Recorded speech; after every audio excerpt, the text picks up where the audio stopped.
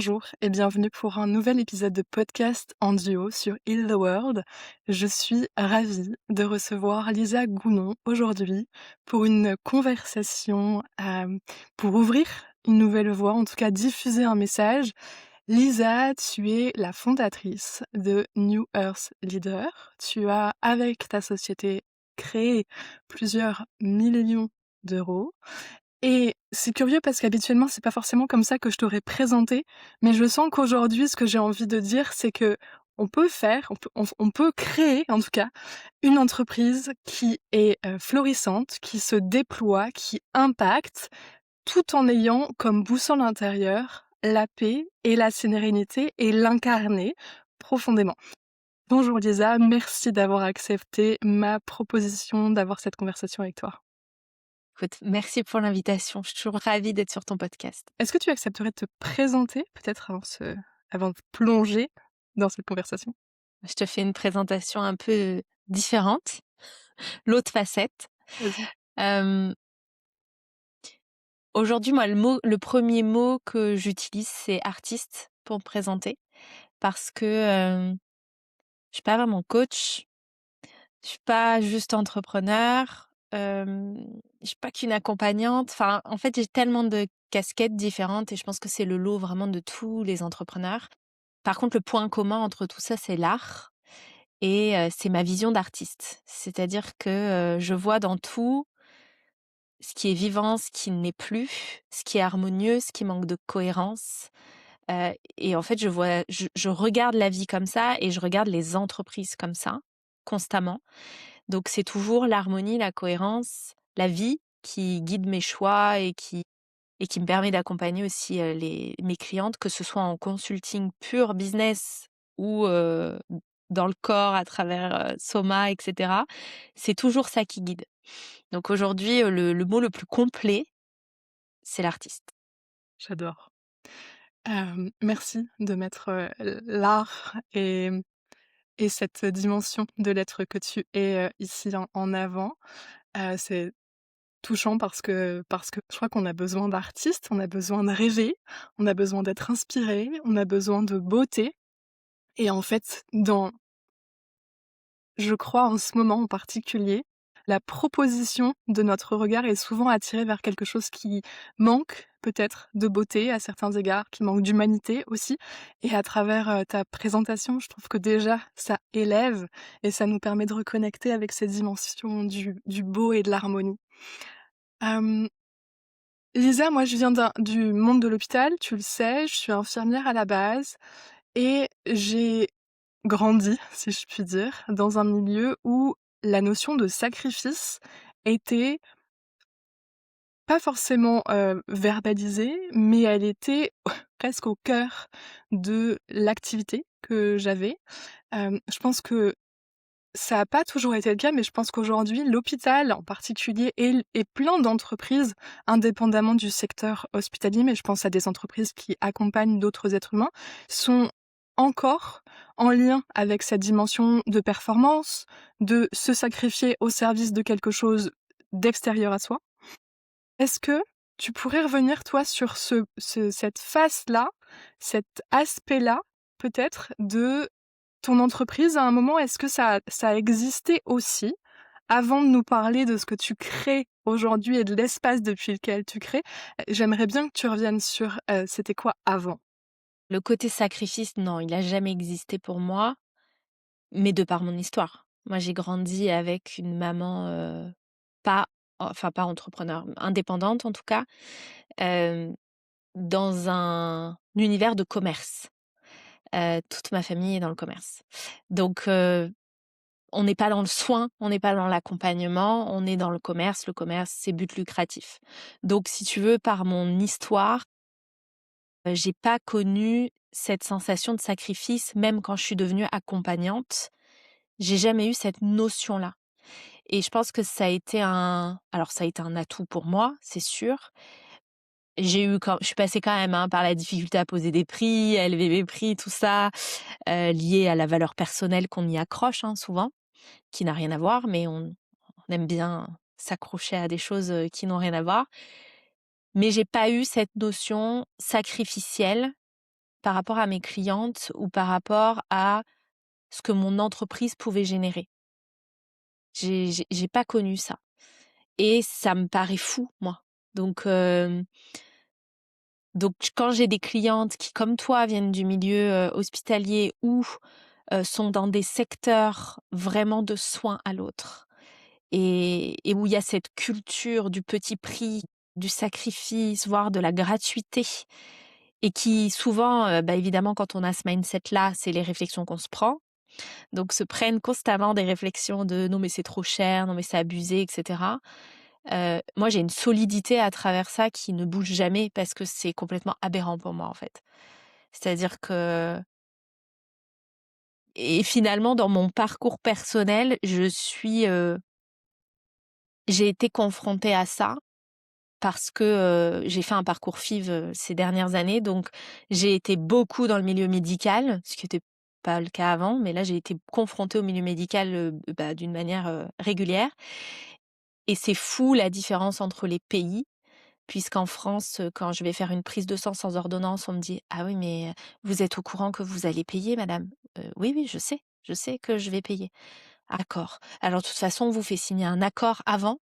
Je trouve ça incroyable en fait, pour, 40 € et en fait, quand la personne me dit ça, j'ai l'impression qu'elle va m'annoncer un truc genre, ça va me ruiner, genre 40 €. Alors je sais, hein, que 40 € ça peut être énorme pour certaines personnes, hein, c'est pas le sujet, mais c il y a vraiment «excusez-nous» en fait. «Excusez-nous, vous allez devoir payer». Mais en fait, c'est normal. Et d'avoir visité l'Espagne et les FIV payantes où là, pas du tout en fait. On te présente la facture, c'est plusieurs milliers d'euros et c'est normal et c'est du privé et voilà, il y a pas de sujet et le soin est différent et le discours est différent et l'approche est différente et on n'en fait pas un problème et on n'en fait pas un sujet et je pense qu'en France, particulièrement le secteur médical ou le secteur du soin plus élargi, dès qu'on est dans le soin à l'autre, il y a un vrai sujet. Mais parce qu'on nous a éduqués à la gratuité et parce que surtout, je pense que plus grave, c'est pas une priorité. Et je pense que c'est ça, en fait, la vraie raison. Oui, on nous a éduqués à la gratuité, mais qui n'est pas gratuite, hein, parce qu'on le finance, mais c'est juste qu'on le voit moins, on le voit pas passer, mais c'est juste que c'est pas une priorité. La santé en France, faut se le dire, ce n'est pas une priorité, physique ou mentale ou peu importe. Et je pense que c'est plus ça le problème. Et je trouve que c'est assez intéressant et c'est même curieux parce que je pense qu'effectivement, c'est pas une priorité, mais dans la façon dont on l'amène, on le priorise. C'est-à-dire que régulièrement, t'entends «Bonne année, bonne santé». L'important, c'est vraiment la santé. Enfin, tu vois, il y a tout un discours ambiant autour de la santé, c'est ce qu'on a de plus précieux et en attendant, il n'y a je trouve, en général, pas de cohérence entre la valeur et le fait que ça soit ce qui est dit comme le plus important, essentiel. Si tu pas la santé, tu peux rien faire et en même temps, les actions ne suivent pas. Les investissements de temps, d'énergie, d'argent au service de sa santé, de ce capital santé, ne suivent pas. Et en fait, ça se sent mais partout. C'est-à-dire que tu le vois et enfin, en plus, tu le ressens comme dissonant partout et en particulier aujourd'hui dans les entreprises. Dans des entreprises, je pense à des chefs d'entreprise ou aux personnes qui gèrent, des hôpitaux, par exemple, qui sont censés refléter un écosystème au service de la santé de tout le monde et qui incarnent rien du tout. Genre qui sont complètement à côté du discours et en fait qui ont tellement centré leur approche sur quelque chose d'extérieur. En général quand même une notion de rentabilité, une notion de, service, mais pas forcément au service de l'être humain, au service de numéros, au service de valeurs, au service de quelque chose d'extérieur et on a fini par décentrer tout nos enfin plein de dimensions en fait. Ça fait écho pour toi?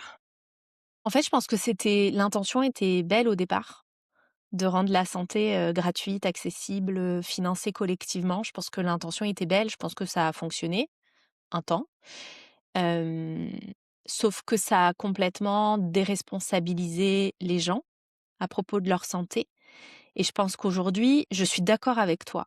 Mais en France, on a une espèce de en France, en Occident, on part du principe qu'on est en bonne santé. On est dans des pays évolués, on a de la chance, l'espérance de vie est plus longue, on est en bonne santé.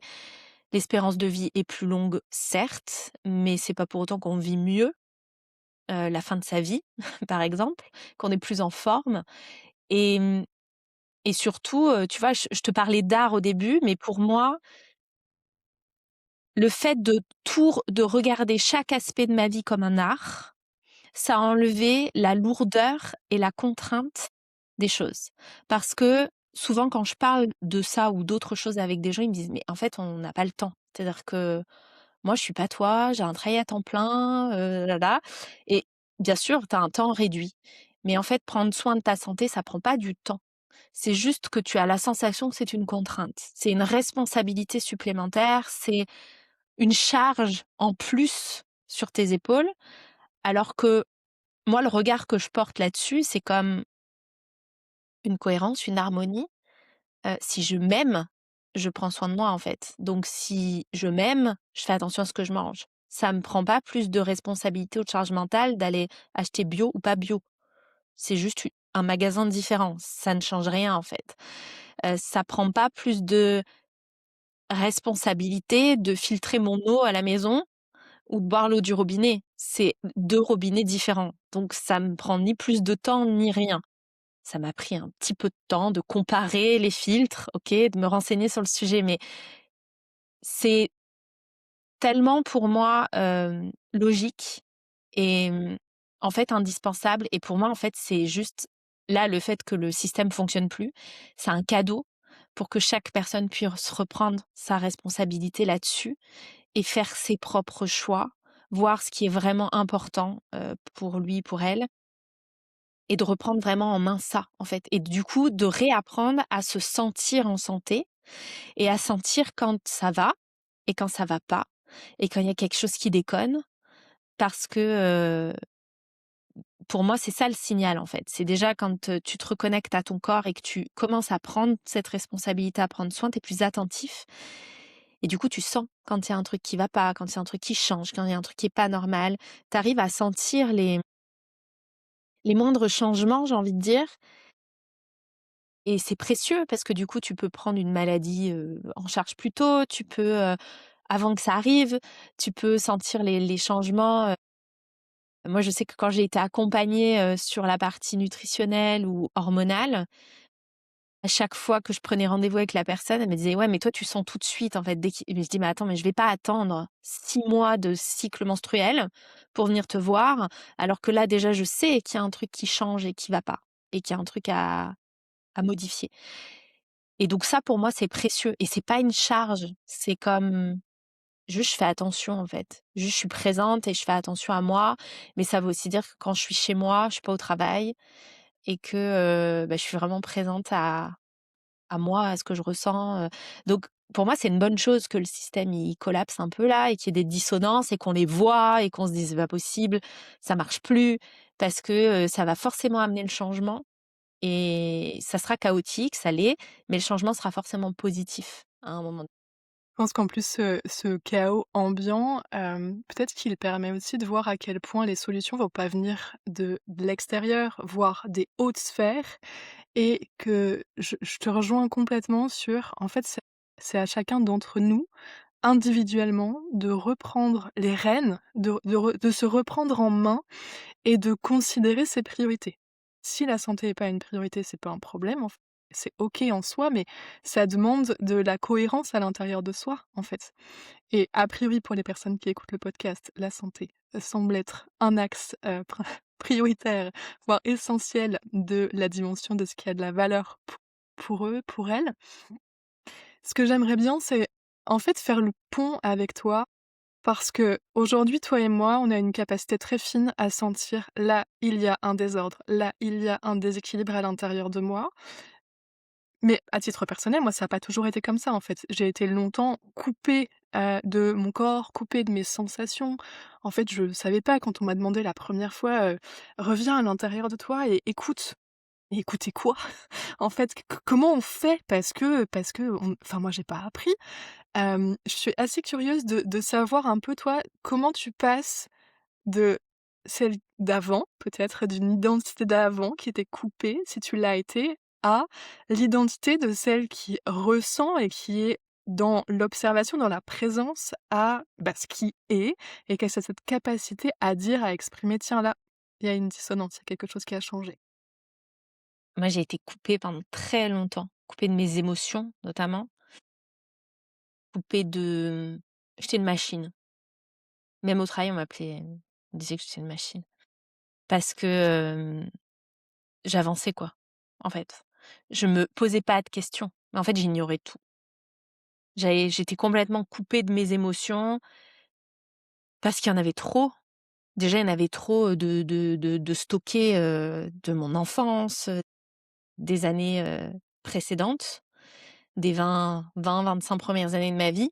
Donc je voulais surtout pas ouvrir cette boîte de Pandore. Alors c'était complètement inconscient parce que j'avais même pas conscience moi que du monde intérieur, tout ça. Vraiment à l'époque, tu m'aurais interviewée, je t'aurais dit: «C'est des conneries, c'est bon, va bosser». Vraiment, j'avais ce discours quoi: «C'est bon, va bosser et arrête de te poser des questions quoi». Ce qui comptait pour moi, c'était réussir au travail.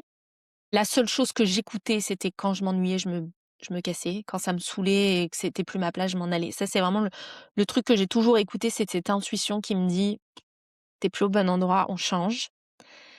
Mais c'était la seule chose que j'écoutais. C'est ce qui fait que burn-out, que moi, le déclencheur, ça a été le burn-out, en fait, hein. Ça a été, le mur que je me suis pris où en fait, j'ai eu cette chance que ça m'a fait un électrochoc. Et où moi j'ai eu peur en fait. Vraiment j'ai eu peur et tout de suite je me suis dit: «Plus jamais». Ça a été immédiat. Un lundi matin, j'ai pas pu me lever. Mon corps a pas voulu obéir à mon cerveau quoi. Enfin c'était, j'étais allongée, je devais me lever, mon corps a refusé de se lever. Donc en fait, j'ai eu peur. Je me suis mise à pleurer, je pense que je me suis plus arrêtée de pleurer après pendant des mois. C'était plus un burn-out de source émotionnelle. Le déclencheur, il a été émotionnel plus que physique. Mais comme tout burn-out, le corps a somatisé et c'est passé par le corps, hein, vu que j'évacuais pas. Mais la source était émotionnelle. La coupe était pleine. Je venais de vivre une trahison, une rupture, une trahison amicale et professionnelle en même temps. Je venais de changer de poste, d'être promue. Je détestais mon nouveau job, alors qu'en fait, j'avais consacré ma carrière à atteindre ce poste. Et en fait, je le détestais. Et donc je me rendais compte aussi que j'avais plus de perspective d'évolution puisque ça y est, j'étais arrivée au poste que j'aimais plus et que si je voulais retrouver du plaisir dans mon taf, c'était revenir en arrière. Donc pour une carriériste, c'est pas cool et émotionnellement, j'ai implosé en fait, ça a débordé et j'ai vidé. J'ai vidé et en fait, j'ai eu un électrochoc, je me suis dit: «Là, c'est le moment». Je savais que je ferais pas ça toute ma vie, même si j'aimais beaucoup mon métier. Je savais que j'aurais plusieurs carrières dans ma vie et que je changerais, que je ferais pas ça toute ma vie. Donc en fait, ça a été le déclencheur. J'ai eu 7 jours d'arrêt. Le 7e jour, j'ai démissionné et j'ai dit: «Je quitte». Et j'ai dit: «Je quitte le salariat». Je quitte le salariat, je savais pas du tout ce que j'allais faire, mais je savais que je monterais ma boîte, je ferais autre chose et que je pouvais plus, alors il y avait aussi une petite blessure où je me disais que j'étais cassée et que plus jamais je retrouverais, que là j'avais brisé quelque chose à l'intérieur de moi, que je retrouverais plus jamais cette énergie, j'aurais plus les mêmes ressources, donc faudrait que je fasse autrement. C'était un peu triste, hein, comme pensée, mais Ouais, c'est c'était un dur, peu hein. la pensée que j'avais. J'étais cassée et que, je pourrais plus retrouver cette énergie, je pourrais plus consacrer, 70 heures par semaine à un travail, je pourrais plus faire ça, en fait. Donc je m'étais dit: «Si je deviens chef d'entreprise», enfin petite entrepreneur, hein, c'était mon ambition au départ, hein. C'était juste: «Ouais, auto-entrepreneur, tranquille comme ça, je vais, du coup, pouvoir contrôler mon emploi du temps et plus jamais, vivre ça». Parce qu'à l'époque, je me rends pas compte, moi j'ai l'illusion que c'est physique, alors que je vais pleurer pendant 8 mois chez moi, pour moi c'est physique, alors qu'en fait, physiquement je me remets plutôt rapidement, mais émotionnellement pas du tout. Ça va prendre des mois et des mois à purger, tellement de choses qui ressortent, mais je m'en rends pas tellement compte à ce moment-là. Mais à partir de ce moment-là, du coup, je vais davantage écouter les signaux de mon corps, la fatigue, la base, déjà. Je vais commencer par la base. Donc les moments où je suis fatiguée, les signaux, quand je suis stressée, je vais davantage commencer à écouter déjà ça, ce qui est déjà pas mal. Je vais commencer à prendre soin de maux physiques que j'ai depuis des années, des problèmes de digestion qui traînent, auxquels je me suis habituée, mais du coup, je vais commencer à prendre soin, en fait, de moi et de manière «alternative» entre guillemets, parce que pour moi, c'est une évidence déjà à ce moment-là que c'est pas la médecine traditionnelle qui va m'aider. Donc je vais commencer à me pencher là-dessus, c'est le début de mon chemin. C'est le tout début. C'est en fait, quand on a cette notion-là, puis qu'on te voit aujourd'hui, je trouve qu'il y a un monde et on se rend pas compte peut-être de par où on est passé. Je pense quand je dis «nous» plutôt, parce que à titre personnel, moi, ce qui me fait revenir et reconnecter à mes sensations physiques et à mon corps, à considérer que j'ai un corps physique, les émotions, c'est arrivé plus tard, mais à considérer que j'avais un corps physique et qu'en fait, je devais en prendre soin, que j'allais finir ma vie avec ce corps physique.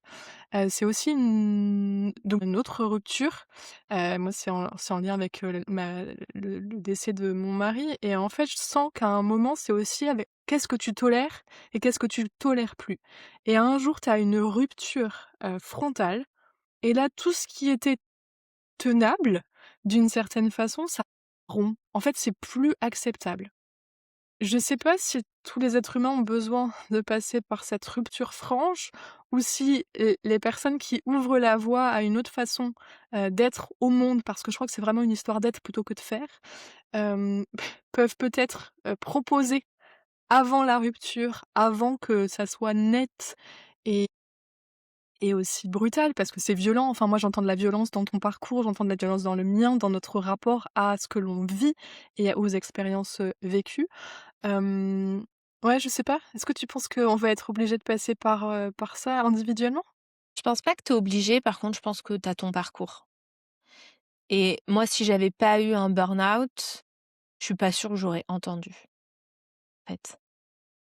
Parce que au-delà du physique, de l'émotionnel, c'est aussi un éveil spirituel. C'est-à-dire que moi, le burn-out, il m'a fait lever un voile sur justement la normalité des choses. C'est-à-dire que pendant des années, j'ai travaillé 60 heures par semaine en trouvant ça normal, en étant fatiguée, mais c'est pas grave, en ayant des courbatures le soir, mais c'est normal, parce que je travaille debout, parce que c'est physique, etc. Et en trouvant normal de m'effondrer, m'écrouler le soir, dormir tout le week-end parce que je suis crevée, donc pas avoir de vie en fait, de vie personnelle autre et me lever à 5 heures, tu vois? En trouvant ça normal en fait.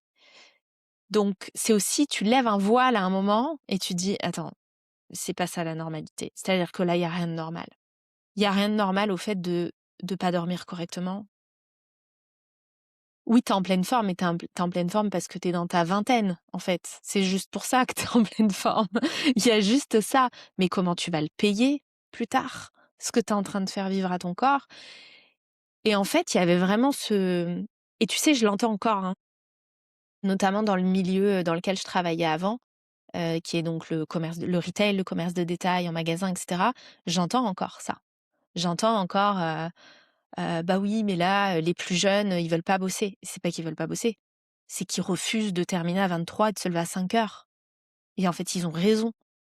Légalement, c'est interdit et c'est pas parce qu'on l'a fait, nous, pendant des années, qu'ils doivent le faire. Oui, ils veulent que leur trajet en train soit compté dans leur trajet, mais oui, parce qu'en fait, quand tu es en déplacement dans toute la France et que tu te lèves à 4h30 pour prendre ton train, bah, c'est pas normal que tu finisses ta journée à 20 heures non plus. Tout ce qu'on a accepté de normal, parce que, parce qu'il y avait du taf, il y avait des choses à faire, parce qu'on aimait aussi moi j'aimais ce que je faisais et parce que, il y avait ce côté bon élève, il y avait la recherche de la valorisation, de la reconnaissance et cetera.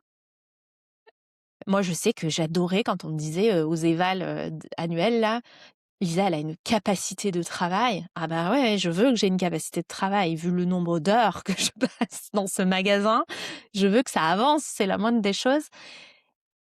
Et je pense que c'est vraiment aussi c'est l'éveil spirituel. Et l'éveil spirituel, je dis pas qu'il peut pas se faire en douceur parce qu'il peut se faire en douceur et je pense qu'on en a vécu aussi plein qui se sont faits progressivement. Mais il y a des fois dans notre vie, on a besoin de se prendre le mur pour que ça s'ouvre, en fait. Là, moi, ça a été ma première ouverture, spirituelle où j'ai remis en cause tout le système et où du coup, bah, tu les en plus de l'émotionnel et du physique, tu as cet effondrement de repères où tu te dis: «Mais si du coup tout le système est faussé, sur quoi je m'appuie?» Parce qu'en tant qu'être humain, on a quand même besoin de s'appuyer sur quelque chose. Sur quoi je m'appuie? Et je pense que là, c'est le début du chemin du self leadership de j'ai mon propre système et mes propres critères et mes propres valeurs et donc je vais m'appuyer sur moi. Mais ça demande tout un chemin parce que s'appuyer sur soi, ça demande une solidité, une stabilité, qui qu'on peut pas construire en 2 jours, en fait. Je te rejoins et je me dis, en fait, aujourd'hui, cette stabilité, cette posture, cette capacité à t'accompagner, à traverser, puis à avancer depuis cet espace-là, tu proposes d'accompagner, heu, à alors pas à faire le même chemin que toi, mais à permettre d'entrer dans un chemin, dans une voie qui permet de reconnecter à ça. C'est pour moi, c'est toute l'essence de Soma en particulier. Est-ce que tu peux nous présenter cet espace qui est Soma? Thomas, c'est un espace qui est un peu sacré pour moi parce que, on va travailler sur, du multidimensionnel et l'objectif de Soma, qui surprend toujours les élèves quand ils rentrent dans Soma, parce que les premières semaines sont light. Ils se disent: «Oh, c'est facile». C'est vraiment de reconnecter notre corps, enfin reconnecter ou connecter plus profondément notre corps, de venir, hem, vraiment reconquérir en fait notre espace. Donc que ce soit, le corps émotionnel, d'être capable aussi de vivre tout le spectre émotionnel qu'on a en tant qu'être humain. Bah, encore une fois, on parlait d'art, des fois le tableau est très sombre, hein, et des fois il est très lumineux, mais de vivre tout le spectre et d'être capable du coup de se diriger à travers les émotions. Donc on va élever beaucoup l'intelligence émotionnelle, on va élever beaucoup l'intelligence corporelle, l'intelligence énergétique et en fait au milieu de tout ça, évidemment, l'intelligence spirituelle. Puisque, dans Soma, il y a une espèce de double récompense, c'est que on apprend, on s'autonomise, on apprend, on devient coach somatique.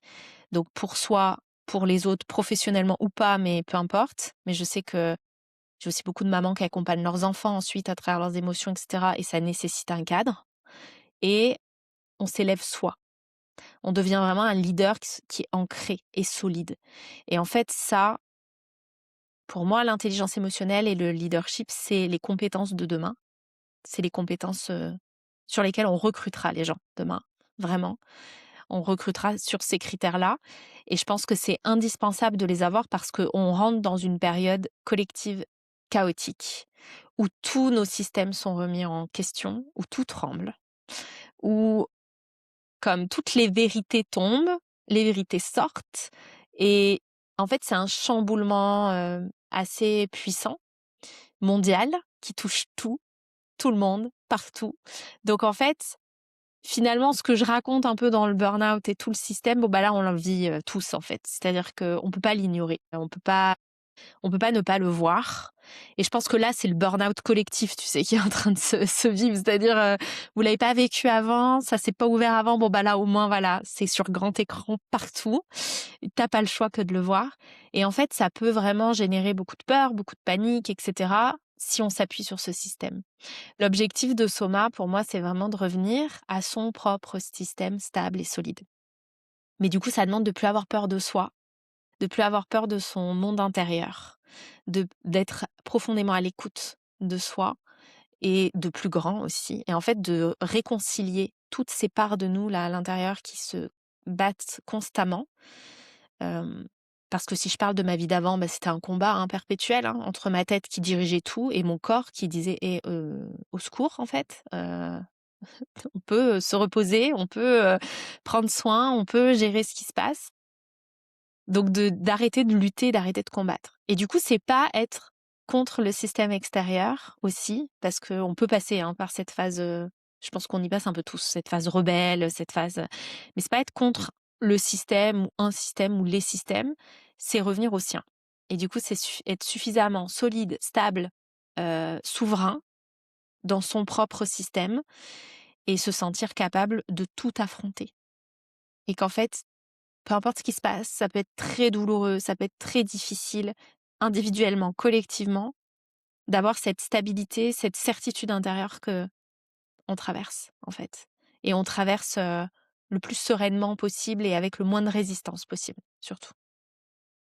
Quand tu t'exprimais, ce que je voyais, c'est vraiment à quel point, plein de gens aujourd'hui se reposent. Je voyais des gens reposer sur des systèmes avec, l'épaule presque, tu sais, comme s'ils étaient avachis sur un mur et que, en particulier Soma aujourd'hui, c'est une invitation à quitter, cette posture-là pour se redresser, pour revenir et incarner cette structure intérieure. Moi, j'associe, aujourd'hui la structure et la sécurité et je crois qu'à une époque, si je fais le lien avec la version de moi d'avant, j'avais associé la sécurité à une forme de rigidité, à une forme de cadre, à une forme de enfin, quelque chose d'enfermant et très contraint qui ne pouvait pas bouger. Là, moi, ce que j'entends à travers Soma et l'expérience que j'en fais, c'est à quel point ma sécurité, elle est liée à ma verticalité, à quel point elle est liée à ma capacité à moi de ressentir à l'intérieur de moi comme je suis, cette structure, qu'elle n'est pas, du tout rigide, qu'elle est capable de mobilité, qu'elle est capable de mouvement et que je suis, en fait, cette sécurité. J'ai des frissons quand je te le dis, mais parce que pour moi, ça s'ancre à l'intérieur de nous et on a vraiment, je crois, mis en lien avec la sécurité, une opposition à la liberté. Mmh. Et en fait, je crois que Soma, en particulier, propose de ramener l'un et l'autre. C'est pas antinomique, en fait. La sécurité et la liberté sont profondément des valeurs humaines, des êtres humains que nous sommes.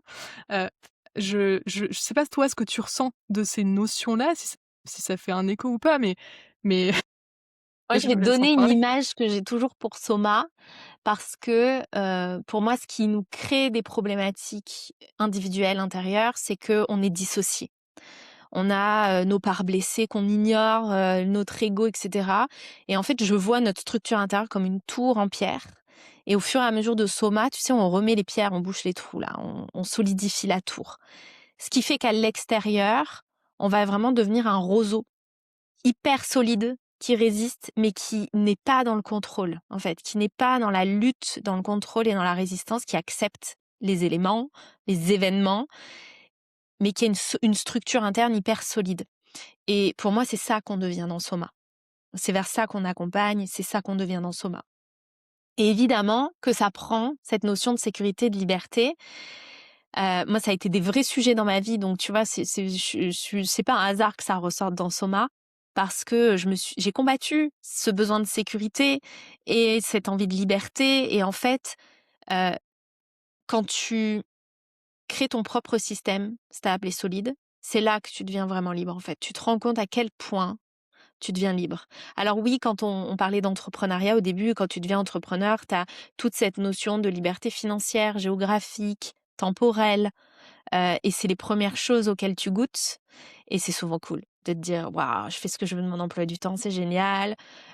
Si tu es en ligne, tu vis où tu veux, c'est trop cool. Tu développes, tu fais de l'argent, tu es plus libre, c'est génial.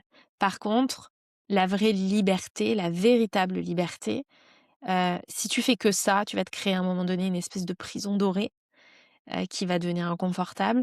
Alors qu'en vrai, la vraie liberté, c'est cette stabilité, cette sécurité, cette liberté intérieure que tu ressens, qui va te permettre de changer quand tu dois changer, de bouger quand tu dois bouger, d'arrêter quelque chose, de fermer ta boîte si tu dois fermer ta boîte, d'en réouvrir une, de faire des choix et de bouger au fur et à mesure de ta vie, au fur et à mesure de ce qui se passe et ce qui t'est demandé à l'intérieur de toi. Et ça, c'est cette sécurité, tu peux la trouver que à l'intérieur. Et là, le monde est en train de nous dire: «Regardez, la sécurité n'existe pas, en fait, à l'extérieur.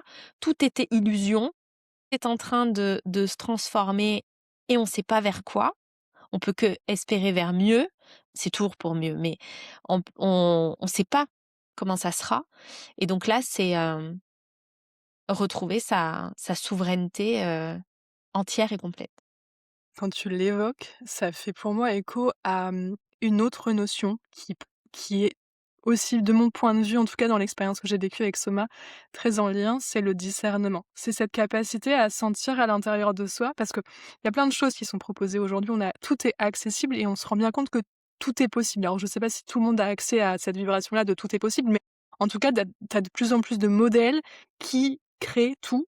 Heu, tu as vraiment cette dimension-là qui existe et en même temps, je trouve que Soma, en tout cas l'espace que ça propose, c'est de discerner à l'intérieur de soi ce qui est de son envie propre, de son chemin à soi, du chemin des autres.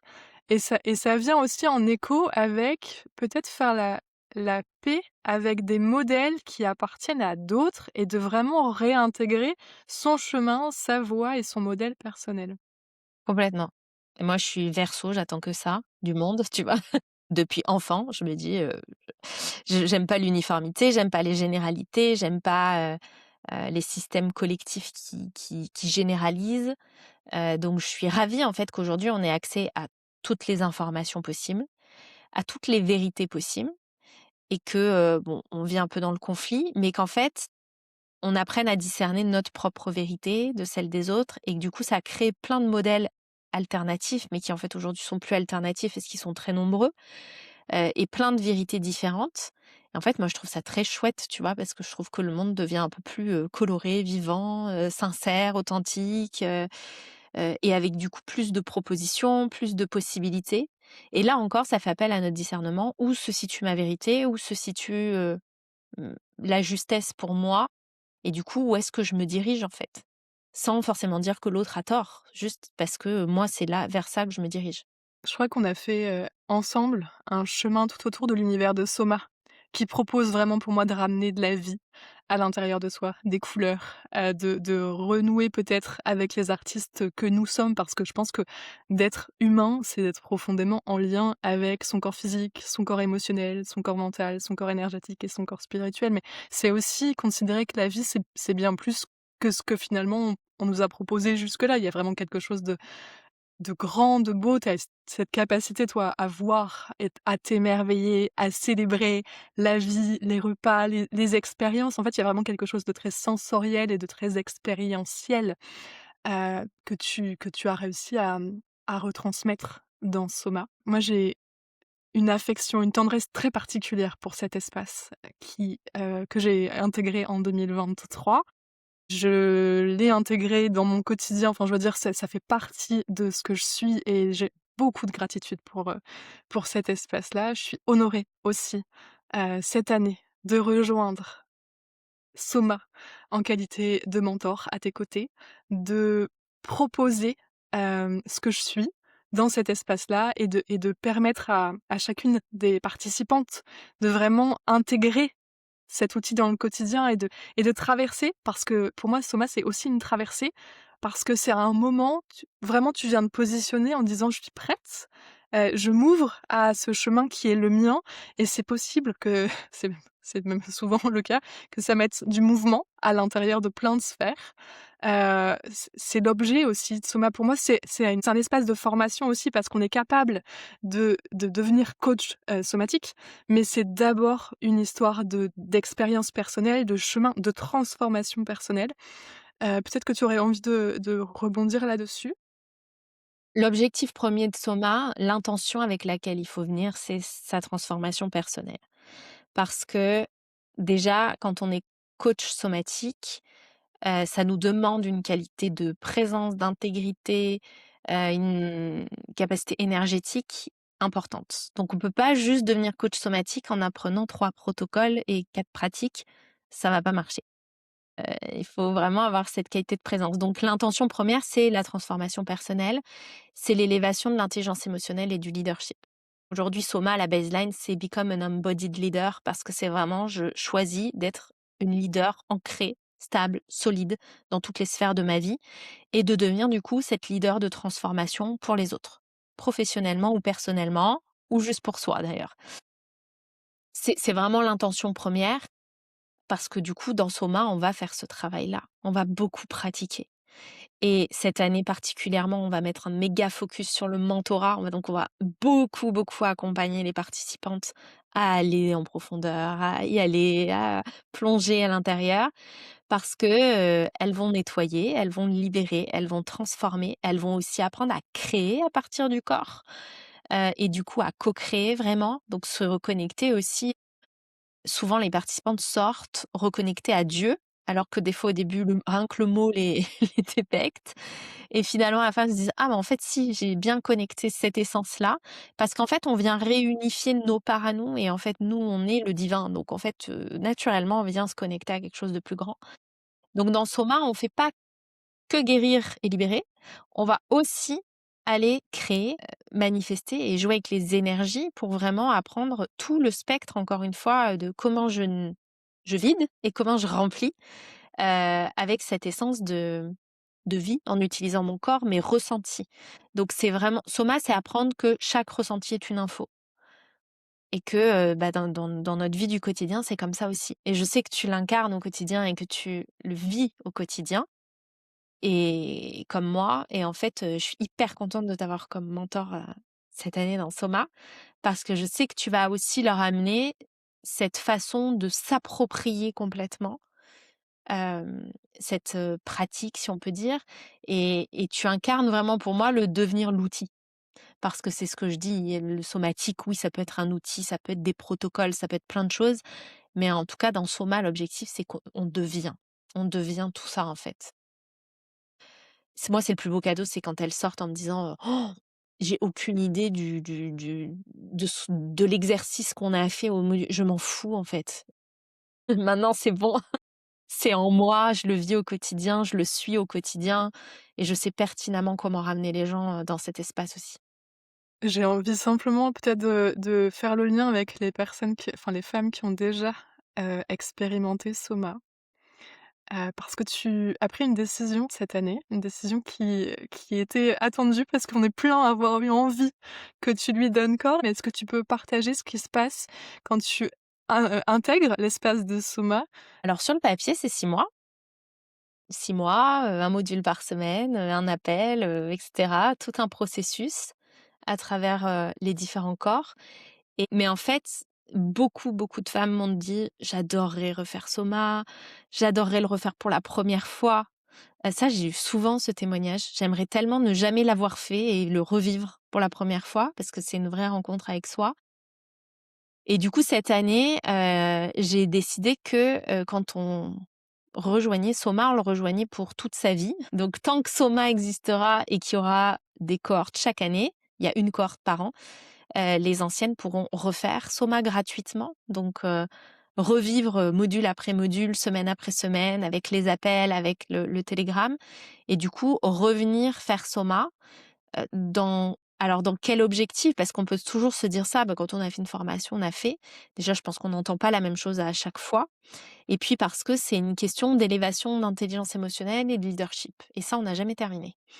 Donc, celles et la plupart de celles qui m'ont dit qui ont vraiment manifesté cette envie de refaire, c'est souvent celles que je trouve qui ont le plus haut niveau, qui ont eu le plus haut niveau, à la fin et qui ont envie d'y repasser pour revivre encore une fois cette élévation et venir encore une fois travailler encore plus cette solidité, encore plus ce leadership, encore plus cette intelligence émotionnelle et moi je trouve ça génial en fait de le vivre comme un chemin. Donc oui, quand on rentre dans Soma, on rentre pour, bah, toute la vie de Soma. Tant que j'animerai Soma, je pourrais le refaire. Magnifique et moi ça fait je vais peut-être conclure, là-dessus, mais ça fait lien aussi avec les rencontres parce que Soma, c'est un espace de reliance, c'est un espace, tribal, presque communautaire. Enfin, il y a vraiment une dimension de se retrouver avec des femmes qui ont les mêmes valeurs, a priori, en particulier de liberté et de souveraineté, d'autonomie quelque part et voilà, j'ai une pensée et une tendre pensée pour,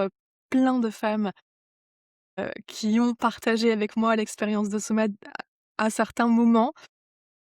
Voilà, je me sens vraiment riche de ces rencontres et de ces connexions parce que quand j'étais entrée dans l'espace, j'y entrais parce que je me sentais appelée, mais j'avais aucune idée de ce que j'allais vivre et expérimenter en dedans et c'est magique. Enfin, j'ai un épisode dédié à cette conversation avec Soma où je partage à quel point c'est venu à l'intérieur de moi me m'amener à cheminer, à avancer.